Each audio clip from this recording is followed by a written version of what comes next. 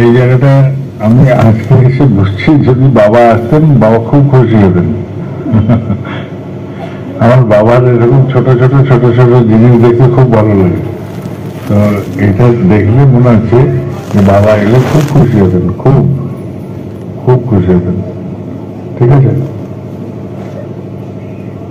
তোমরা সবাই ভালো থাকবে। তোমরা কেমন আছো? ভালো আছো? এইটাই তো ভালো কথা, ভালো আছি। হ্যাঁ, আমার সংসারের প্রাণ তো, আমাদের তো ভালো থাকা খারাপ থাকা নিয়েই আমাদের জীবন। কিন্তু ভালো আছি বললে ভালো থাকাটা চলে আসে, তাই না? আর আমি খারাপ আছি, আমি ভালো নেই, এটা বললে কি হয়, খারাপটা চেপে বসে, পেয়ে বসে। আমাদের চেষ্টা করতে হয় যেটুকু আছি, যেমন আছি আমি ভালো আছি, ঠাকুর তোমাকে নিয়ে আমরা ভালোই থাকার চেষ্টা করি, এটাই বলতে হয়। তো জীবনটাকে বুঝবে, তোমাদের জীবন যাতে সুন্দর থাকে তার চেষ্টা করবে। মনের মধ্যে যতই গল্প আসুক, তুমি সেই গল্পটা ঠাকুরকে বলছো কিনা দেখো। তোমার মনে যে কথাটা আসছে সেটা ঠাকুরকে শেয়ার করছো কিনা। ঠাকুর, আমার মনে কিন্তু এরকম হচ্ছে, আমি কি করব?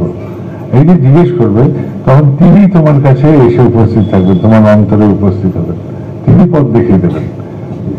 আমরা বলি যে ঠাকুরকে বিপদের সময় বলি, ভালো কাজে বলতে হয়, ঠাকুর আজকে আমি কুমড়ার তরকারি খাবো, এটাও বললাম।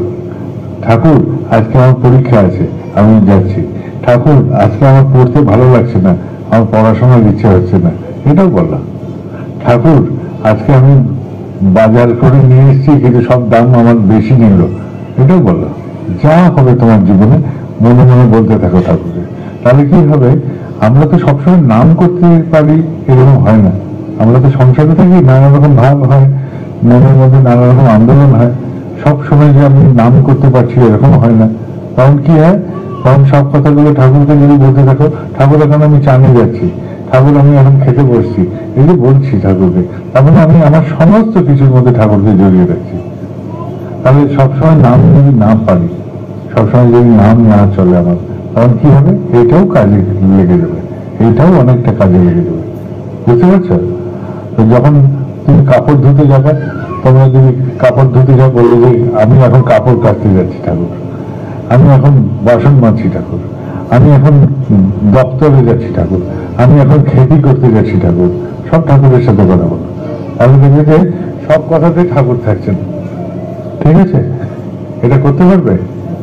আর ছেলে এখন ভালো আছে ঠাকুর, ছেলের আজকে বিমার হয়েছে ঠাকুর, সব ঠাকুরকে বলবে, মনে মনে বলতে থাকবে। তাহলে দেখবে যে এই যে আমি বলি, আমরা সবসময় চেষ্টা করি, যারা সাধক মানুষ তারা সবসময় চেষ্টা করে অন্তরে সবসময় নাম চালাতে, মনে মনে নাম করে যেতে, অনবরত তারা নাম করতে চেষ্টা করে।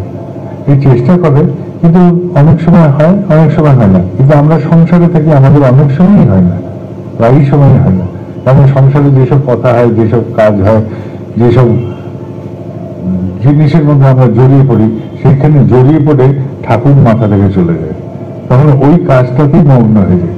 তখন কি করতে হয়, ওই কাজটা করার সময় ঠাকুরকে বলতে হয়, ঠাকুর আমি এখন এই মন্দিরে যাচ্ছি, ঠাকুর আমি এখন মাঠে যাচ্ছি, ঠাকুর আমি এখন খেতি করতে যাচ্ছি, ঠাকুর আমি এখন স্নানে যাচ্ছি, ঠাকুর আমি এখন কাম করতে যাচ্ছি, ঠাকুর আমি এখন দপ্তরে যাচ্ছি, আমি এখন স্কুলে যাচ্ছি, আমি এখন কলেজে যাচ্ছি, সব বলতে থাকো। এই বললেই কি হয়, ঠাকুর তোমার সাথে থাকে, কারণ তুমি তাকে বলছো, তাই না? বুঝতে পারছো তো? জীবনের সব কথা বলতে বলতে থাকতে হয়, তারপরে দেখবে যে তোমাদের জীবনটাই ঠাকুরময় হয়ে যাবে। ঠাকুর কি আমাদের কাছে চট করে আসেন? তাহলে সব কথা তাকে বলতে হয়। ছোট ছোট বাচ্চাদেরও শিখিয়ে দেবে, যা করবি সাথে সাথে ঠাকুরকে বলবি, যা করবি তাই। এখন পড়তে ভালো লাগছে না, আমার মোবাইল খেলতে ইচ্ছে হচ্ছে, বাচ্চাটা মোবাইল খেলতে গেলেও যেন ঠাকুরকে বলে দেয় যে ঠাকুর আমি এটা করছি। এই যে গল্পগুলো তৈরি হয়, তখন কি হয়, মনে মনে সব সময় ঠাকুর ঠাকুর ঠাকুর ঠাকুর ঠাকুর ঠাকুর ঠাকুর ঠাকুর এরকম চলবে। তখন এই প্রাণগুলোর মধ্যে ঠাকুর জড়িয়ে যাবেন, যে আমি যাই কাম করি, যাই করি, সবটা ঠাকুরের সাথে বলছি। বুঝতে পারছো? তাহলে এরকম করে চলার চেষ্টা করবে, এরকম করে বোঝার চেষ্টা করবে, এরকম করে বলার চেষ্টা করবে, তাহলেই গল্পগুলোর পরিবর্তন হয়ে যাবে। বুঝছো? তোমরা খুব ভালো মানুষ, তোমরা সবাই ভালো থাকো, তোমরা ঠাকুরকে নিয়ে এরকম করে আনন্দে থাকার চেষ্টা করবে।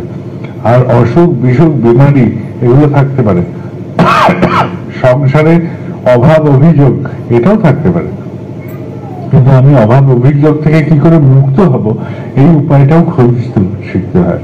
এই উপায়টা যদি খুঁজতে পারো তাহলে বুঝবে যে তুমি ঠাকুরের সাথে আছো।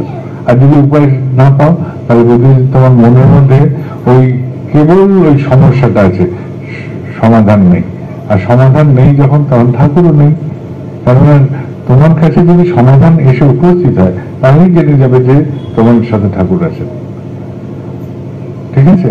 তোমার যখন কখনো সমস্যা হয়, তুমি যখন বলতে থাকো আর সেই যখন কোনো সমস্যার সমাধান তোমার কাছে এসে উপস্থিত হয় তাহলে জানবে যে তোমার সাথে ঠাকুর আছেন।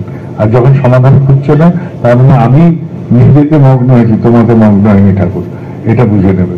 তাহলে নিজেকে মগ্ন হলে কি হয়, আমি আত্মমগ্ন হলে আমার চোখটা বন্ধ হয়ে যায়, চোখ বন্ধ হলে আমার উপায় বন্ধ হয়ে যায়, উপায় বন্ধ হলে আমি বেরোনোর পথ খুঁজে পাই না। ঠিক আছে?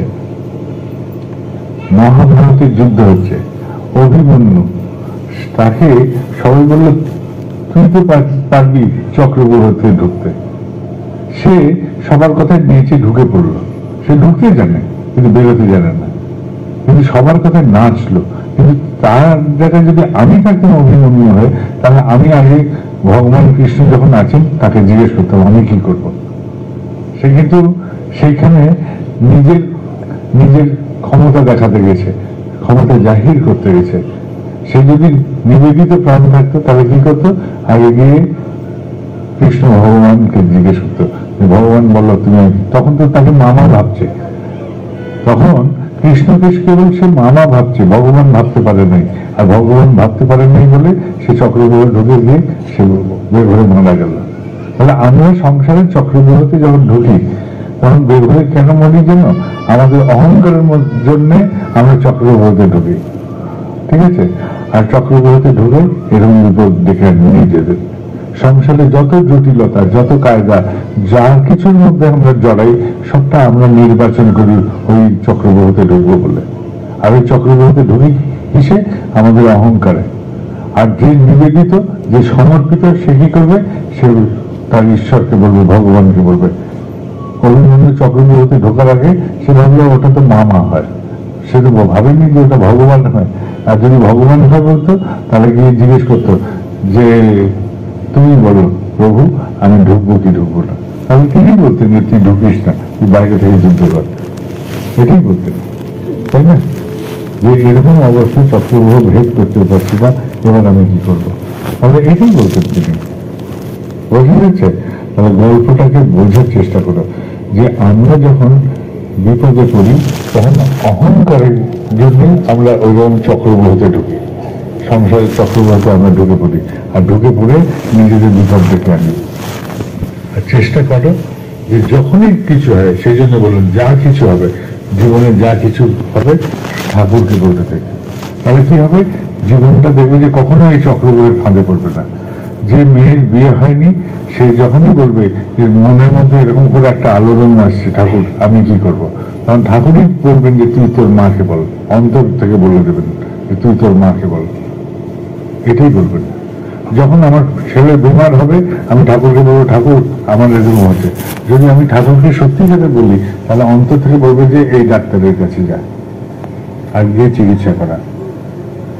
যখন আমি হতাশ হয়ে যাই তখন বললে যে ঠাকুর আমি হতাশ হচ্ছি, আমার হতাশা এসে যাচ্ছে, আমি কি করব।